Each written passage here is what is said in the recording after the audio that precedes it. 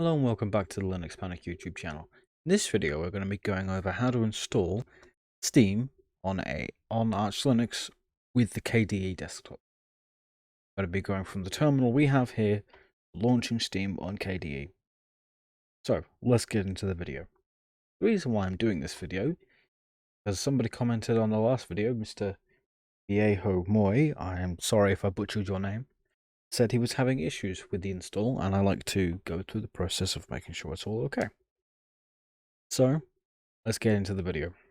First thing we need to do, we need to log in and create a new user. Now this is an entirely blank slate Arch Linux install, so we need to go through the process.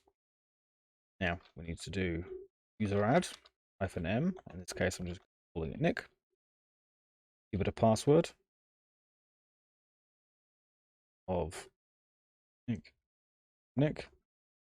That was a wrong account, so we need to do passwd for the user account Nick, and password successfully updated.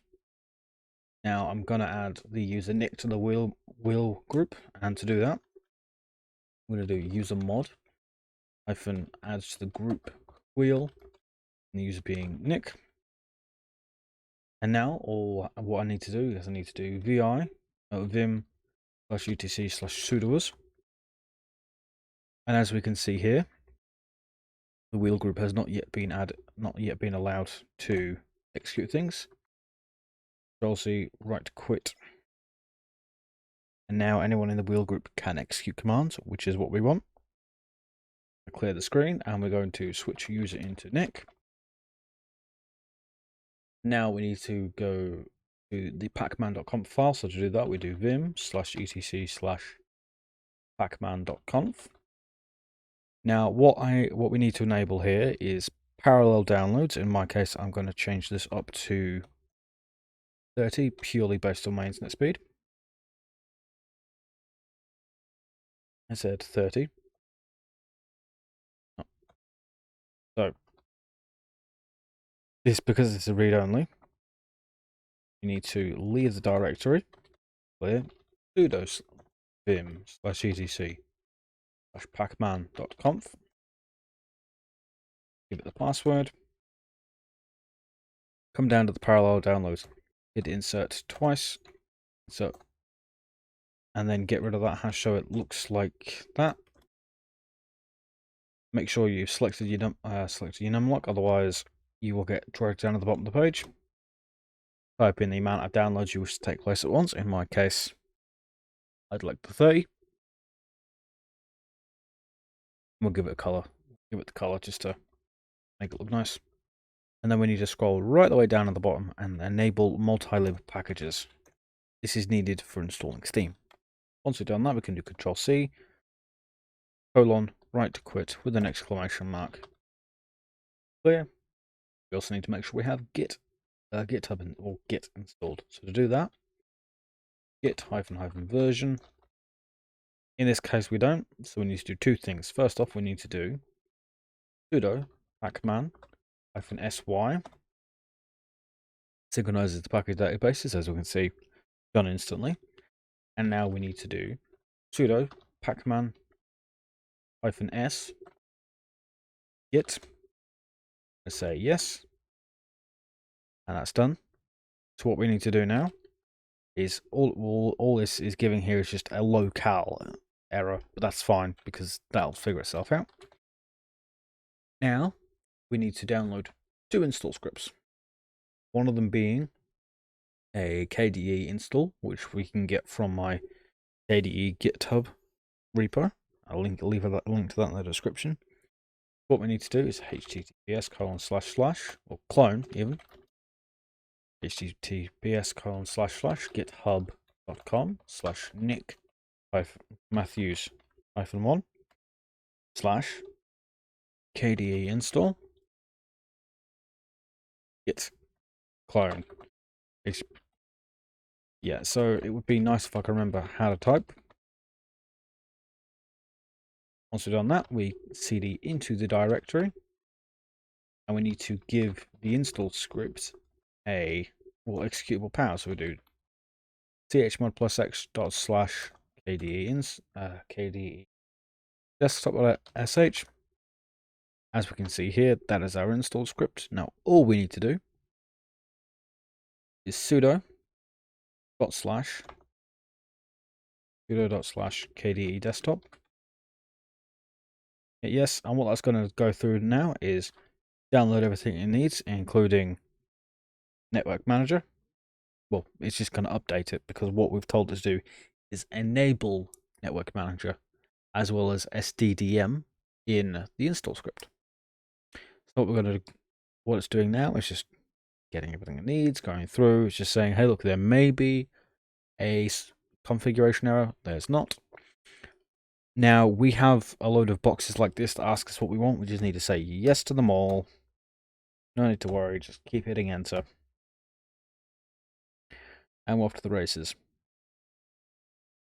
As we can see here, this is a total of 1.4 MB or gigabyte download, or 1,000, or just shy of 1,500 MB. We hit yes. That's going to download all 933 packages that are needed. There are a lot, but this is just to get KDE working as well as everything else. Now, this very much will depend on your download speed based off what you also have set for your parallel downloads. Because I've got a decent download speed, it has no issue downloading 30 things at the same time. Praise be to parallel downloads, it's very nice. Now this is just checking the integrity of the whole packages. It's checked the key rings, so that's all fine. It's just going through the final checks. It's going to take longer to run the checks than it is to download things, but there we go. Now it's just checking the fonts, installing everything. Again, it's going to take longer to actually install and verify everything's worked than it is to download it. But that is very much a first world problem. It is a very nice problem to have. Just going to go through, wait for this to all be finished. I said wait for this to all be finished, please. So again, shouldn't take too long at all. Once that's done, it's just going to do the same as before, checking to see everything's right. It might say, hey, look, there's a firmware problem, but that's fine. That's not really anything to worry about. And as we can see here, it's created a symlink for simple SDDM. So what we can do is we can do sudo systemctl status sddm.service. And as we can see here, Symbol Desktop Display Manager is enabled, and the preset is disabled, but that's fine. Now what we can do is just start SDDM. So to do that, it's just sudo systemctl start sddm.service.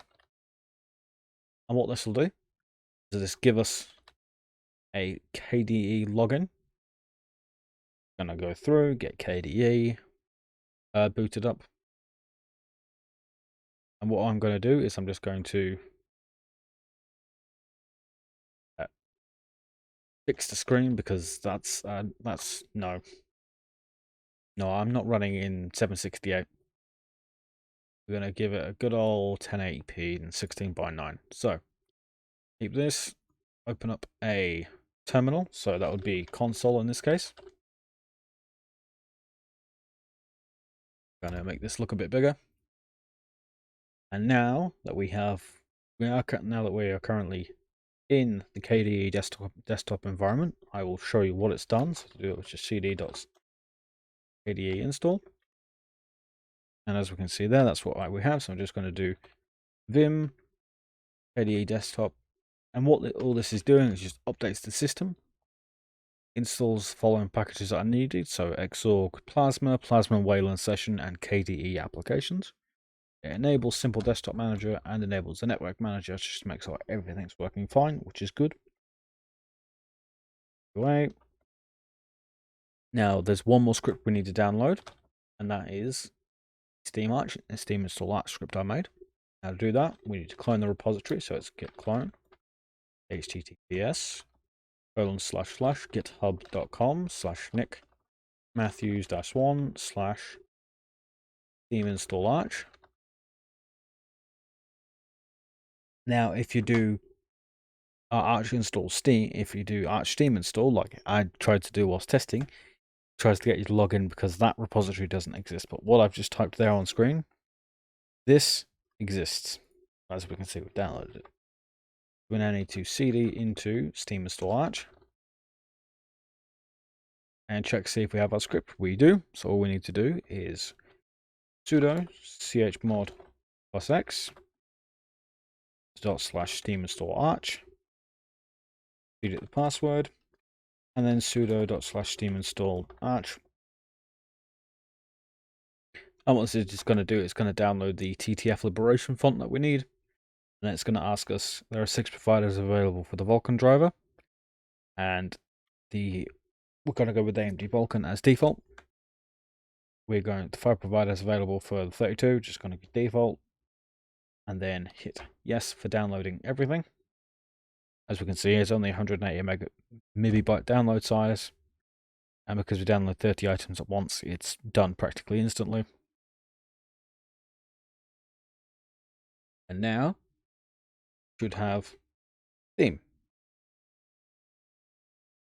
Would you look at that? We've now downloaded and installed Steam. Now we've just got to wait for the environment to be set up and installed.